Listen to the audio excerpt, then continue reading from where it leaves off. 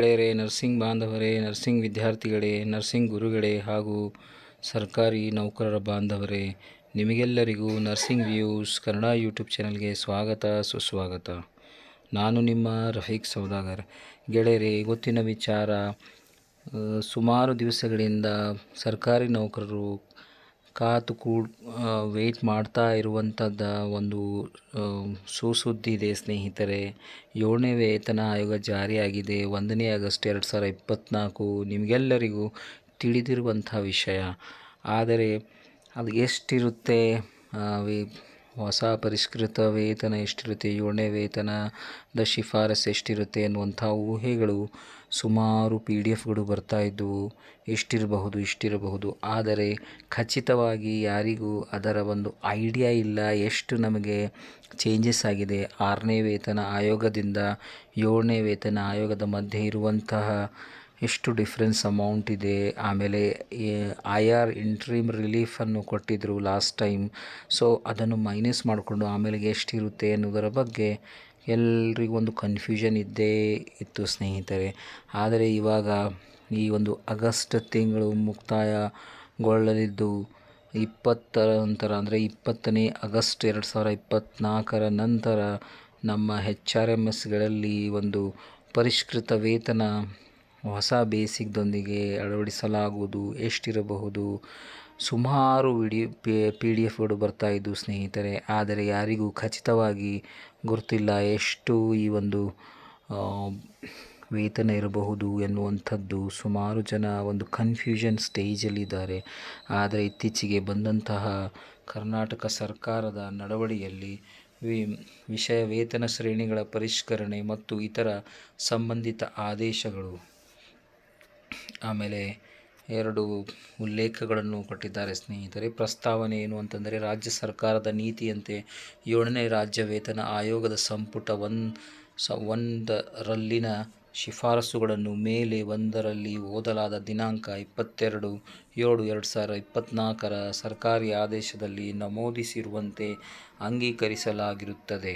ಅದರಂತೆ ಸದರಿ ಆದೇಶದಲ್ಲಿ ಪರಿಷ್ಕೃತ ಮುಖ್ಯ ವೇತನ ಶ್ರೇಣಿ ಮತ್ತು 25 ಪರಿಷ್ಕೃತ ಸ್ಥಾಯಿ ವೇತನ ಶ್ರೇಣಿಗಳನ್ನು, ವೇತನ ಸಂಬಂಧಿತ ಭತ್ಯೆಗಳು ಮತ್ತು ಪರಿಷ್ಕೃತ ಪಿಂಚಣಿಯನ್ನು ಅನುಷ್ಠಾನಗೊಳಿಸಿ ಆದೇಶಗಳನ್ನು ಹೊರಡಿಸಲಾಗಿರುತ್ತದೆ.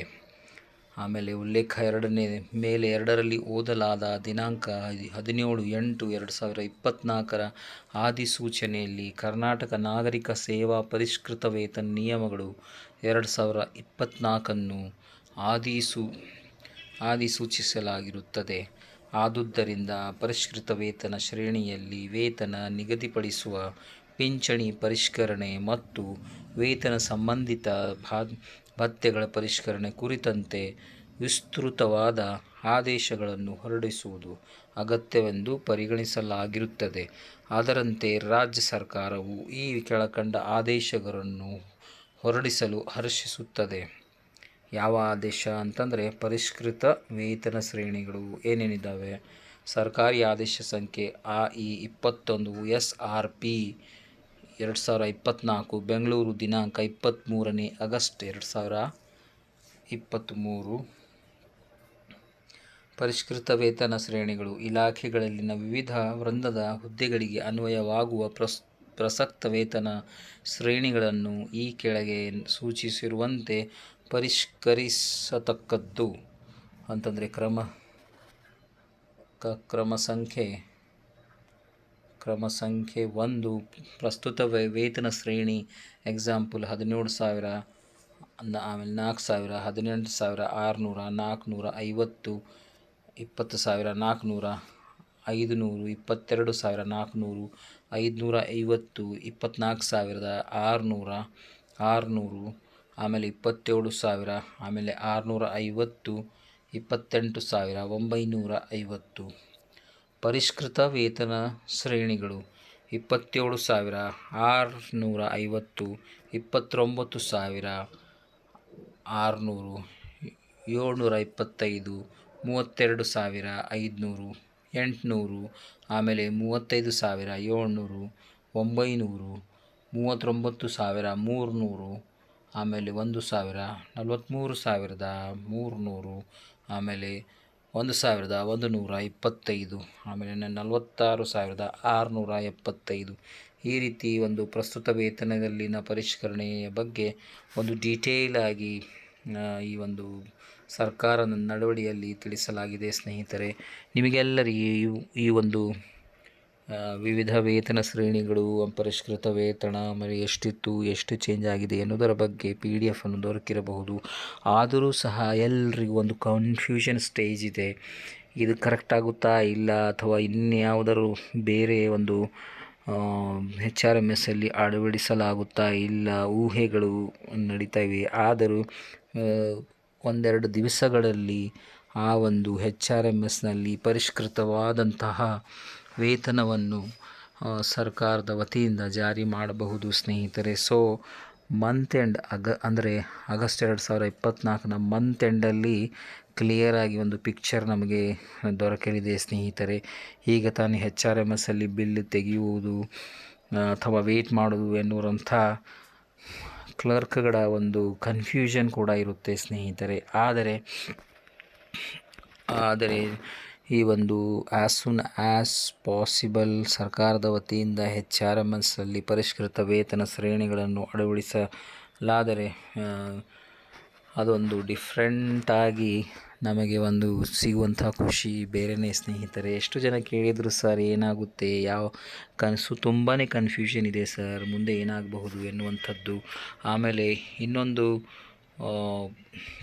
ಚಲಾವಣೆಯಲ್ಲಿತ್ತು, ಅಂದರೆ ಈ ಒಂದು ಮೆಸೇಜ್ ಬಂದ ನಂತರ ಇನ್ನೊಂದು ಮೆಸೇಜ್ ಬಂದಿದೆ ಸ್ನೇಹಿತರೆ. ಏನು ಆ ಮೆಸೇಜು ನಿಮಗೆ ಇಲ್ಲಿ ಓದಿ ತಿಳಿಸ್ತೀನಿ ಸ್ನೇಹಿತರೆ, ದಯವಿಟ್ಟು ಗಮನಿಸಿ. ಮೆಸೇಜ್ ಏನು ಅಂತಂದರೆ, salary generation process has been disabled as of now ಅಂತಂದರೆ ಒಂದು ಫಾರ್ವರ್ಡೆಡ್ ಮೆಸೇಜ್ ಬಂದಿದೆ. ಇದನ್ನು ಅಧಿಕೃತವಾಗಿ ಬಂದಿದೆಯೇ ಇಲ್ಲ ಅಂಥೇಳಿ ನಾನೇನು ಅದರ ಮೇಲೆ ಕಾಮೆಂಟ್ ಮಾಡಲ್ಲ. ಆದರೆ ಒಂದು ಫಾರ್ವರ್ಡೆಡ್ ಮೆಸೇಜಲ್ಲಿ ಹೇಳಿರುವಂತೆ ಸ್ಯಾಲ್ರಿ ಜನ್ರೇಷನ್ ಪ್ರೋಸೆಸ್ ಅಂದರೆ ಸ್ಯಾಲ್ರಿ ಮಂತ್ ಎಂಡ್ಗೆ ಸ್ಯಾಲ್ರಿ ಜನ್ರೇಟ್ ಮಾಡುವಂತಹ ಪ್ರೋಸೆಸ್ಸನ್ನು ಇವಾಗ ಡಿಸೇಬಲ್ ಮಾಡಲಾಗಿದೆ. HRMS directorate is working on to facilitate the 7th pay fitment process. ಅಂದರೆ HRMS ಅಲ್ಲಿ facilitate 7th pay fitment process ಮಾಡಲಿಕ್ಕೆ ಅವರು ವರ್ಕ್ ಮಾಡ್ತಾ ಇದ್ದಾರೆ ಎನ್ನುವಂಥ ಮಾತು ಈ ಒಂದು ಫಾರ್ವರ್ಡೆಡ್ ಮೆಸೇಜಲ್ಲಿ ಹೇಳಿದ್ದಾರೆ ಸ್ನೇಹಿತರೆ. Kindly wait till further instructions ಅಂತಂದರೆ ಈ ಸ್ಯಾಲ್ರಿ ಬಿಲ್ಲು ಮಾಡೋದನ್ನು ಇವಾಗ ಡಿಸೇಬಲ್ಡ್ ಮಾಡಲಾಗಿದೆ. ಸೊ HRMS ಅಲ್ಲಿ 7th ಪೇ ಫಿಟ್ಮೆಂಟು ಅಳವಡಿಸಲಾಗ್ತಾ ಇದೆ. ಸೊ ಅದನ್ನು kindly wait till further instruction ಅನ್ನುವಂಥ ಮಾತನ್ನು ಹೇಳ್ತಾ ಇದ್ದಾರೆ. We will do the needful. The latest government order is incomplete as a medical allowance is not mentioned. Hence we are waiting. Monday end of a day new pay scale will be available ಅಂತಂದರೆ ಯಾವ ಒಂದು ಆದೇಶ ಬಂದಿತ್ತು ಸರ್ಕಾರದ ನಡೆವಳಿಗಳು, ಈಗ ತಾನು ನಾನು ಓದಿ ಅದನ್ನು ವಿಶ್ಲೇಷಣೆ ಮಾಡಿ ನಿಮ್ಮ ಮುಂದೆ ಇಟ್ಟಿದ್ದೆ. ಅದು ಕಂಪ್ಲೀಟಾಗಿ ಇಲ್ಲ ಅಥವಾ ಕೆಲವೊಂದು ಕನ್ಫ್ಯೂಷನ್ಗಳಿದ್ದಾವೆ ಅನ್ನುವಂಥ ಮಾತು ಈ ಒಂದು ವಾಟ್ಸಪ್ ಫಾರ್ವರ್ಡೆಡ್ ಮೆಸೇಜಲ್ಲಿ ಶ್ರೀಯುತ CS ಷಡಾಕ್ಷರಿಯವರು ಅಂದರೆ ಅಧ್ಯಕ್ಷರು, ಕರ್ನಾಟಕ ಸರ್ಕಾರಿ ನೌಕರರ ಸಂಘ ಬೆಂಗಳೂರು ಇವರ ವತಿಯಿಂದ ಜಾರಿ ಮಾಡಲಾಗಿದೆ ಎನ್ನಲಾಗುತ್ತಾ ಇದೆ. ಅವರು ಹೇಳಿದ ಪ್ರಕಾರ V will do the needful. The latest government order ಅಂದರೆ ನಮಗೆ ವೆರಿ ಸೂನ್ ಇದರ ಬಗ್ಗೆ ನೀಡ್ಫುಲ್ ಕೆಲಸವನ್ನು ಮಾಡ್ತೀವಿ. Government order is incomplete as a medical allowance. ಅದರಲ್ಲಿ ಮೆಡಿಕಲ್ ಅಲೌನ್ಸ್ ಬಗ್ಗೆ ಯಾವುದೇ ರೀತಿಯಂಥ ಮೆನ್ಷನ್ ಇಲ್ಲ. ಆದ ಕಾರಣ hence we are waiting Monday end of day ಅಂತಂದರೆ ಸೋಮವಾರ ದಿವಸ ಮುಗಿಯೋವರೆಗೂ ನಾವು ವೆಯ್ಟ್ ಮಾಡ್ತೀವಿ. ತದನಂತರ new pay scale will be available.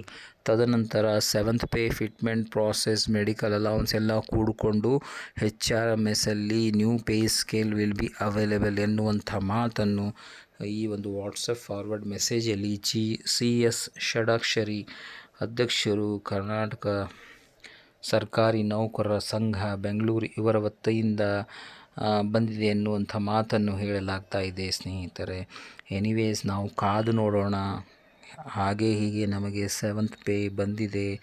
ನಮ್ಮ ಕರ್ನಾಟಕ ಸರ್ಕಾರದ ಒಂದು ಅಭಿನಂದನೆ ಹೇಳುತ್ತಾ ಈ ಒಂದು 7th pay fitment process medical allowance ಎಲ್ಲ ಬಂದ ಮೇಲೆ ಎಷ್ಟು ಡಿಫ್ರೆನ್ಸ್ ಇರುತ್ತೆ ಎನ್ನುವುದನ್ನು ಮುಂದಿನ ವಿಡಿಯೋಗಳಲ್ಲಿ ಚರ್ಚೆ ಮಾಡೋಣ ಸ್ನೇಹಿತರೆ. So all the best for your 7th pay scale. ಯಾಕಂತಂದರೆ ಎಷ್ಟೋ ಜನ ಹೇಳ್ತಾಯಿದ್ರು ನಮ್ಮ ನೆರೆಯ ಮಹಾರಾಷ್ಟ್ರದಲ್ಲಿ 7th ಪೇ ಇದೆ ಸರ್, ನಮ್ಮ ಕರ್ನಾಟಕ ರಾಜ್ಯಕ್ಕೆ ಯಾವಾಗ ಬರುತ್ತೆ ಅನ್ನುವಂಥ ಒಂದು ಮಾತುಗಳನ್ನು ಹೇಳ್ತಾಯಿದ್ರು. ಇವಾಗ 7th ಪೇ ಬಂದಿದೆ ಸ್ನೇಹಿತರೆ, ಎಲ್ಲರಿಗೆ ಹರ್ಷ ಉಲ್ಲಾಸದ ದಿನಗಳು ಬರ್ತಾ ಇದ್ದಾವೆ. So let's wait till Monday evening.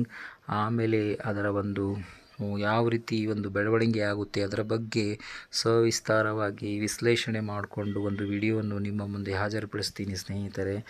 ಆಮೇಲೆ ಎಲ್ಲರಿಗೂ ನಾನು ಧನ್ಯವಾದ ಹೇಳಲಿಕ್ಕೆ ಬಯಸ್ತೀನಿ ಸ್ನೇಹಿತರೆ. ನಿಮ್ಮ ಪ್ರೇಮ ಸದಾ ಈ ಒಂದು nursing views Kannada YouTube channel ಮೇಲೆ ಇದೆ ಸ್ನೇಹಿತರೆ. ದಿನ ಈ ಒಂದು nursing views Kannada YouTube channel ಬೆಳೀತಾ ಇದೆ.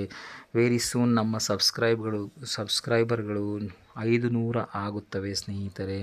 ನಿಮ್ಮ ಒಂದು ಆಶೀರ್ವಾದ ಸದಾ ನನಗೆ ಇರಲಿ ಎನ್ನುತ್ತಾ, ಮತ್ತು ಯಾರು ಈ ಹೊಸದಾಗಿ ಈ ಒಂದು ಚಾನಲ್ಗೆ ಬಂದಿದ್ದೀರಾ ದಯವಿಟ್ಟು ಸಬ್ಸ್ಕ್ರೈಬ್ ಮಾಡಿ ಸ್ನೇಹಿತರೆ. ಸುಮಾರು ಐ ಥಿಂಕ್ 8ರಿಂದ 9 ಜನ ಸಬ್ಸ್ಕ್ರೈಬ್ ಮಾಡಿದರೆ ಈ ಒಂದು nursing views Kannada YouTube channel 500 ಗಡಿಯನ್ನು ದಾಟುತ್ತೆ ಸ್ನೇಹಿತರೆ. ಸೊ ಹೀಗೆ ನಿಮ್ಮ ಸದಾ ಪ್ರೇಮ ನನ್ನ ಮೇಲೆ ಇರಲಿ ಎನ್ನುತ್ತಾ ಈ ಒಂದು nursing views Kannada YouTube channel 6th pay to 7th pay ಪರಿಷ್ಕರಣೆಯ ಬಗ್ಗೆ ಇಲ್ಲಿಗೆ ನಾನು ವಿರಾಮ ನೀಡ್ತೀನಿ ಸ್ನೇಹಿತರೆ. ಮತ್ತು ನಿಮ್ಮ ಭೇಟಿ ಹೊಸ ವಿಡಿಯೋದೊಂದಿಗೆ.